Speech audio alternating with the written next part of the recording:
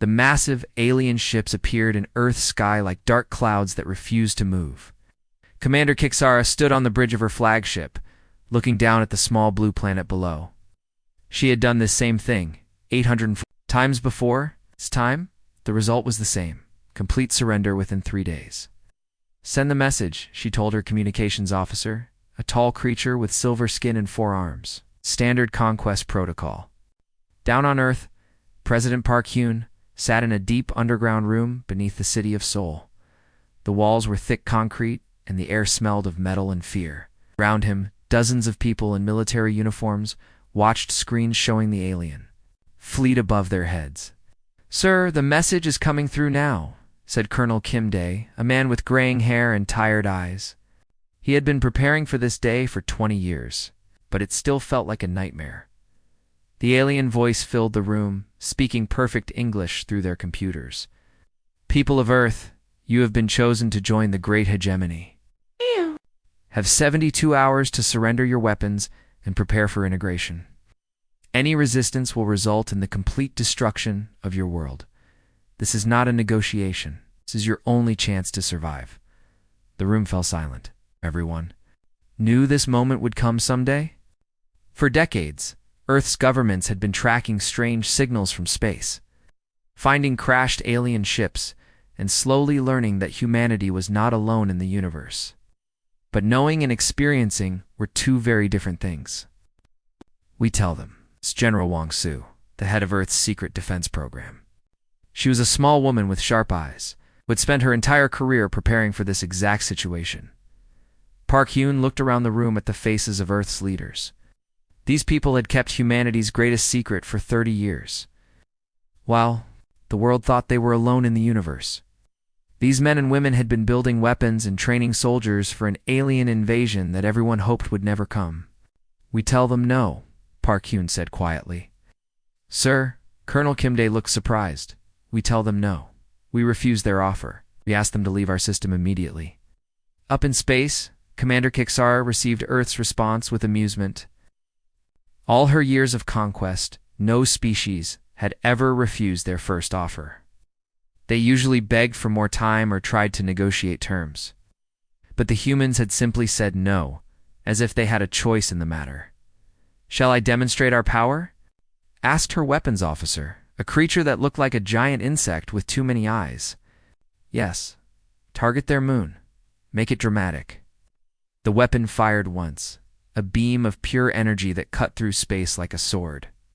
Earth's moon, which had watched over the planet for billions of years, split cleanly in half. The two pieces drifted apart slowly, and debris began falling toward Earth like deadly rain. Commander Kixara watched the destruction with satisfaction. Now the humans would understand what they were facing.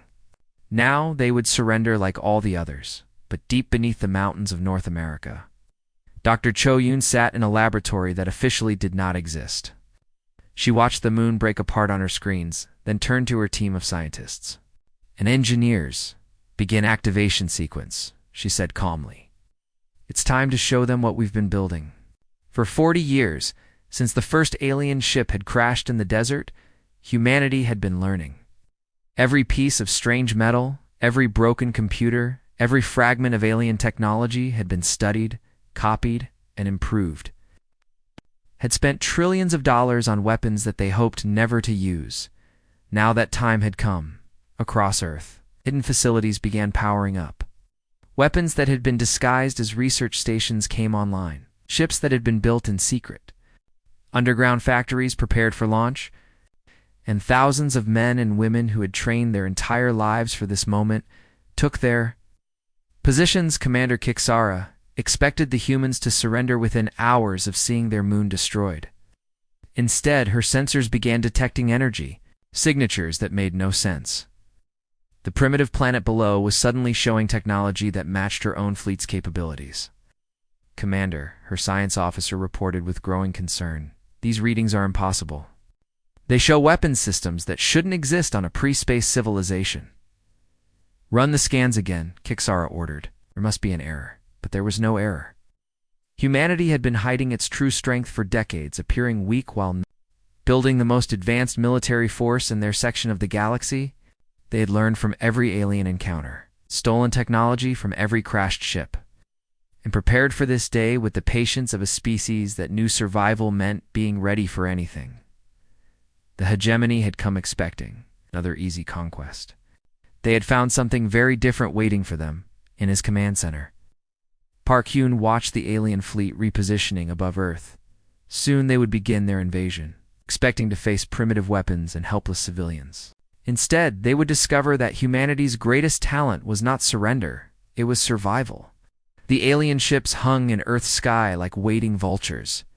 Commander Kixara paced her bridge, growing more confused by the hour. It had been 50 hours since they destroyed the moon, and still no surrender message from the humans.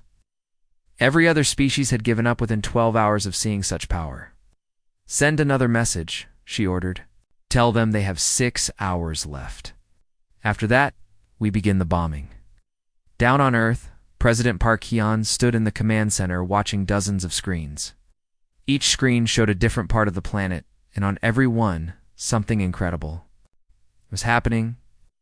Cities that had looked normal yesterday were now bristling with weapons that rose from hidden underground chambers. The sky above major population centers glowed with energy shields that had been secretly built over decades. "Sir, all systems are ready," reported Colonel Kim Dae. "The fleet is in position." "What fleet?"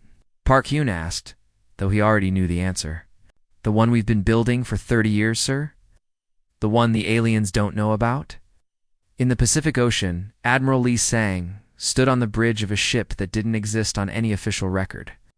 Around him, the ocean surface began to change. What looked like empty water suddenly revealed itself to be camouflage. Massive ships rose from beneath the waves, their hulls gleaming with alien metal that had been salvaged and improved over decades of secret work. "All ships report ready," his communications officer announced.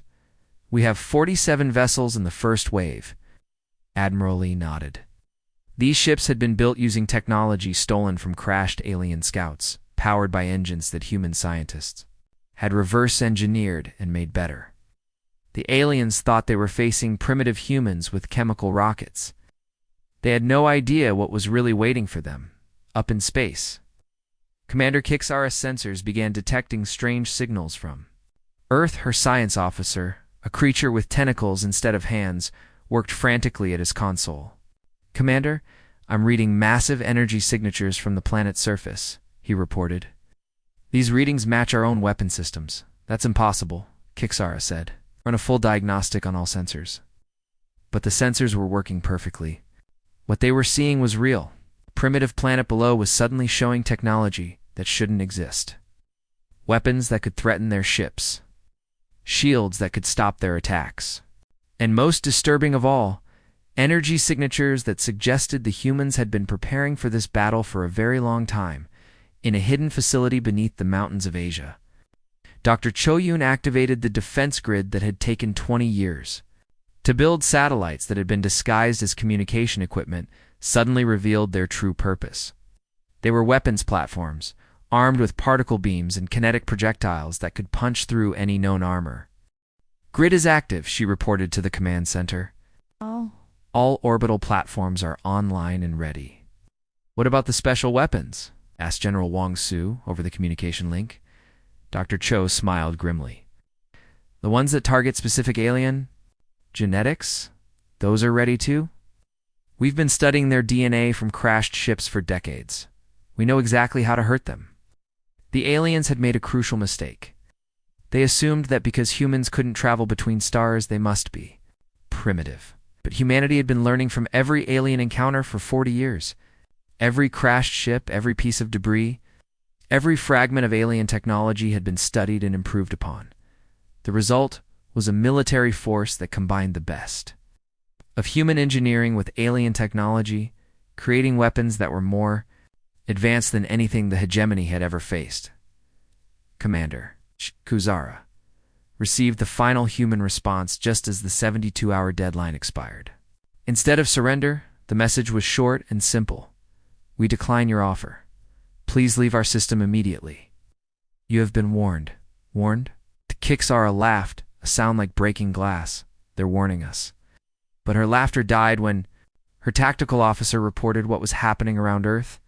The planet was surrounded by a defensive network that had appeared from nowhere. Ships were rising from the oceans, weapons platforms were powering up in orbit, and energy readings showed that every major city was now protected by shields that could stop their most powerful weapons. "How is this possible?" she demanded. Her science officer looked up from his console, his tentacles trembling with fear. "Commander, I think we've made a terrible mistake. These humans...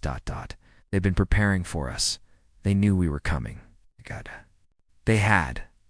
For 30 years, Earth's governments had been tracking hegemony scout ships, studying their technology, and preparing for the day when the full invasion fleet would arrive. While the aliens thought they were facing a primitive world, they were actually about to attack the most prepared and dangerous enemy they had ever encountered in his command center. Park Hyun watched the alien fleet beginning to move into attack formation. Soon they would learn what humanity had been building in secret. Soon, they would discover that the species they had come to conquer was not what it seemed. The real battle was about to begin, and the aliens had no idea what they were truly facing. The first wave of alien fighters screamed toward Earth like angry metal birds. Commander Kixara watched from her flagship as 300 of her best pilots dove toward the planet. She expected this to be quick and easy. Humans would fire their primitive missiles, maybe destroy a few ships, then surrender when they saw how hopeless their situation was. Lieutenant Colonel Yoon-ji flew her fighter up from Earth's surface to meet them. Her ship looked nothing like the primitive aircraft the aliens expected. It was sleek and silver, powered by an engine that hummed with alien technology that human scientists had stolen and improved over decades of secret work. Contact in 30 seconds, she reported to her squadron. "Remember, these pilots have never fought humans before. They don't know what we're capable of." The alien fighters opened fire first, sending beams of energy that should have destroyed anything Earth could put in the sky. But Yoon-ji's ship danced between the beams like it was playing a game. She pulled her fighter through turns that should have killed her.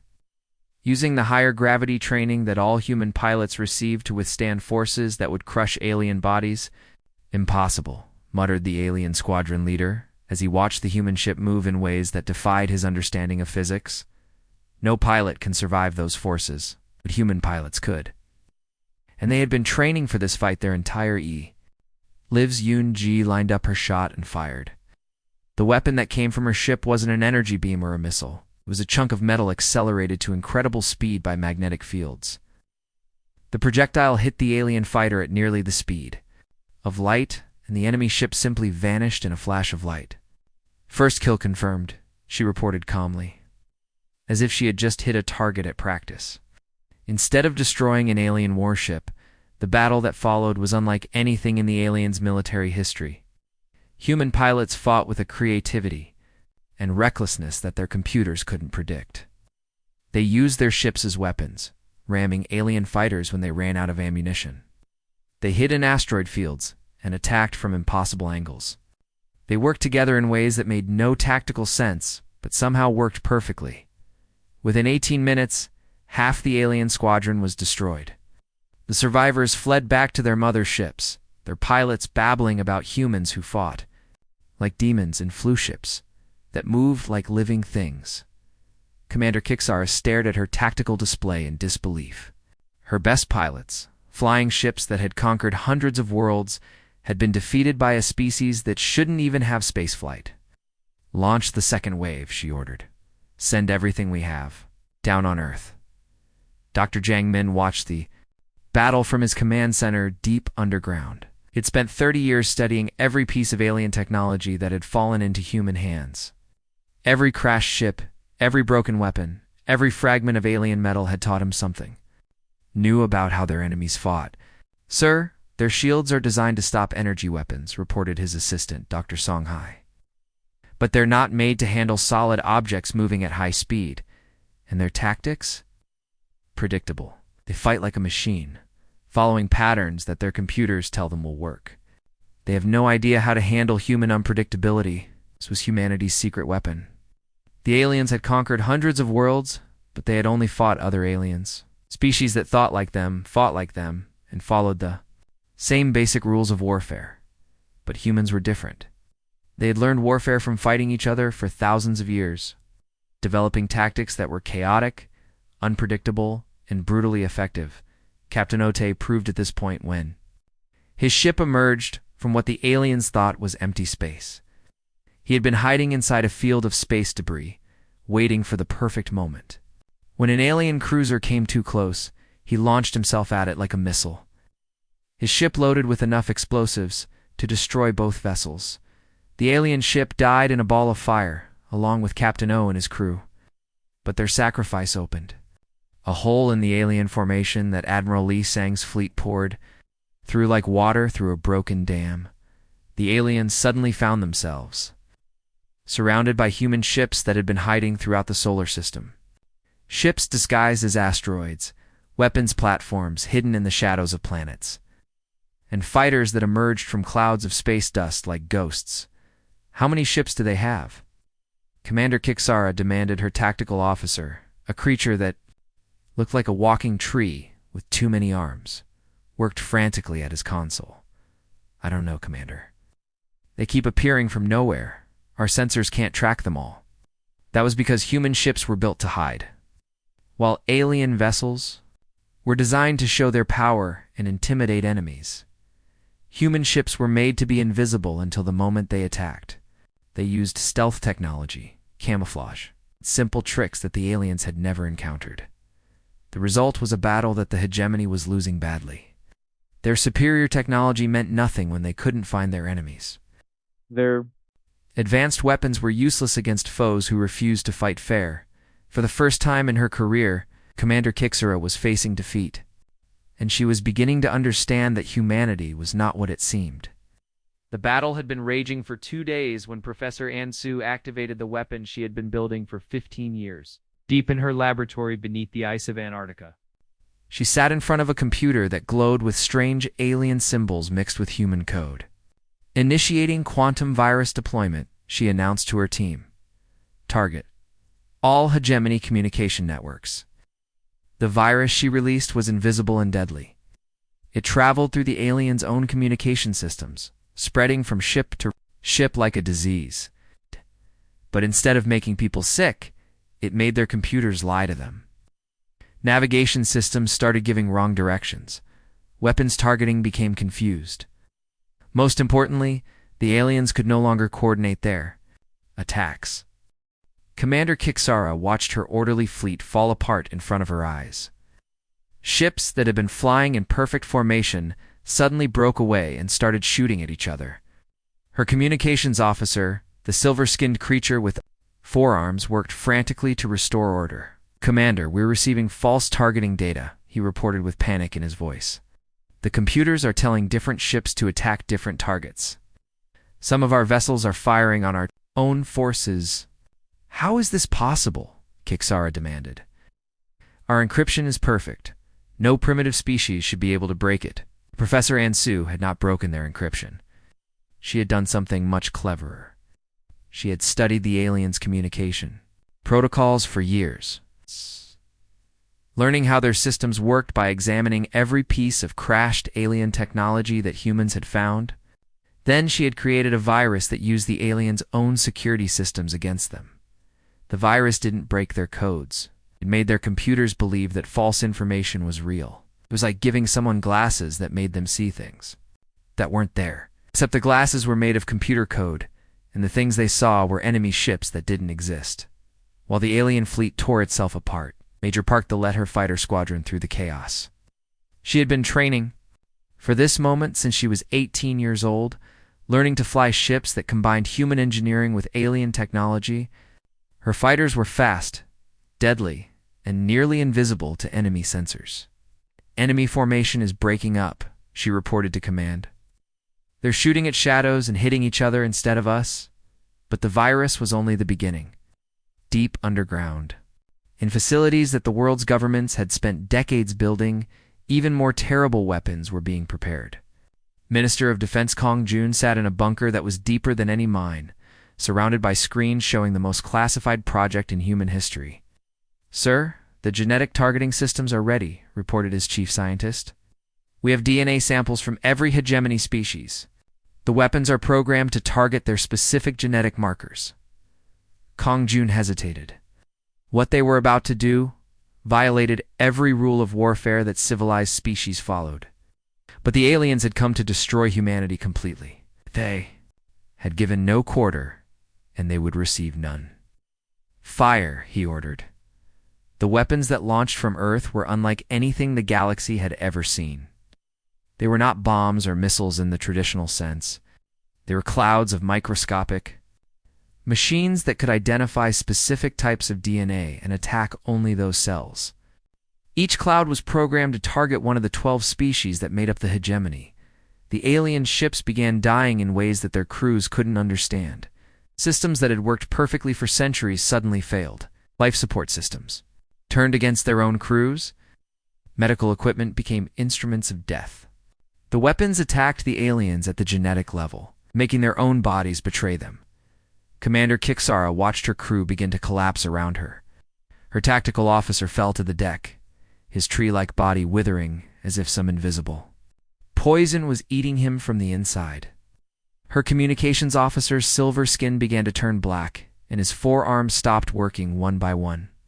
"Retreat," she ordered, her voice barely a whisper. "All ships, full retreat. Get us away from this cursed system." But Admiral Li Sang was not finished with them. From positions throughout the solar system, the true Earth fleet revealed itself. Ships that had been disguised as asteroids shed their camouflage and showed their real forms. Space stations that had pretended to be research facilities opened. Weapon ports that had been hidden for decades. And from the wreckage of Earth's moon, weapons platforms that had been built inside the broken pieces began to fire. The aliens found themselves surrounded by enemies they had never detected. The humans had been preparing for this battle for 30 years, building weapons and hiding ships in every corner of their solar system. What the hegemony had thought was a primitive world was actually a fortress that had been waiting for them. "How many ships do they have?" Kixara asked weakly as her own body began to fail from the genetic weapon. "I don't know," replied her science officer, one of the few crew members still able to speak. "They seemed to be everywhere." The mighty hegemony fleet, which had conquered hundreds of worlds, was being destroyed by a species they had dismissed as primitive. The hunters had become the hunted, and humanity was showing them what it truly meant to fight for survival. The broken remains of the alien fleet limped toward Jupiter, trying to escape the nightmare that Earth had become. Commander Kixara sat in her command chair, her body weak from the genetic weapon that had killed most of her crew. Only 30 ships remained from the mighty fleet of 300 that had arrived to conquer humanity. "Commander," her science officer whispered, his voice barely audible. "We're detecting massive energy buildup throughout the human solar system. They're charging something enormous." Kixara forced herself to look at the tactical display. Every human facility was glowing with power, all of it flowing toward a single point near the wreckage of Earth's moon. Whatever the humans were building, it was using more energy than some entire star systems produced. Dr. Choyun stood in the control room built inside the largest fragment of the destroyed moon. Around her, the stellar ignition weapon hummed with power that had taken 40 years to understand and build. The weapon was humanity's ultimate deterrent, created using physics that human scientists had learned from studying crashed alien ships. "General Wang," she reported through the communication system. "Project Sunburst is ready for demonstration." General Wang Su sat in the main command center, surrounded by screens showing the fleeing alien ships. She had devoted her entire life to preparing for this moment, and now she held the power to end the threat to Earth forever. "Target the nearest uninhabited star system," she ordered. "Let them see what we can do." The weapon fired once, sending a beam of energy across space faster than anything the aliens had ever seen. The beam traveled through hyperspace, crossing the distance between star systems in minutes instead of years. 8 years away. A dying red star that had been slowly cooling for billions of years suddenly blazed with new fire. The star didn't just get brighter. It exploded with the force of a supernova, its death throes visible across the galaxy. The humans had just murdered a sun, showing that they possessed the power to destroy entire solar systems. Commander Kixara stared at the sensor readings with horror. The humans had built a weapon that could kill stars. The implications were staggering. If they could destroy suns, they could wipe out entire civilizations without ever leaving their own system. They can destroy stars, she whispered to herself. They can kill suns.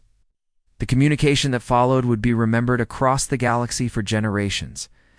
Admiral Lee Sang's voice echoed through space, reaching every surviving alien ship, and broadcasting on frequencies that would carry his words to every corner of the hegemony. "This is Admiral Lee Sang of the Earth Defense Force," he announced. "You came to our world expecting surrender. Instead, you have awakened something that should have remained sleeping. You wanted to add us to your empire of conquered worlds.